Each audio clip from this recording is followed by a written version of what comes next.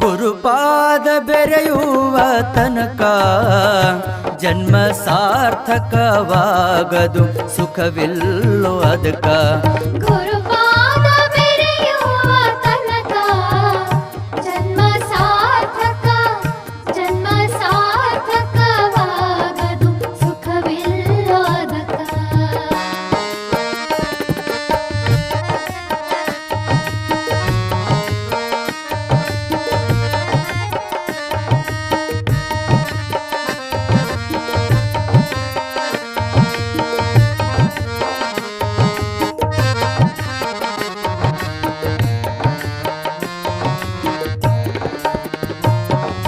ಸಿಂಹದ ಮರಿಯಾಗು ತನಕ ಮರವಿ ಮದಗಜ ಬೆದರದು ಹುಟ್ಟು ಸಾವುದುಕ.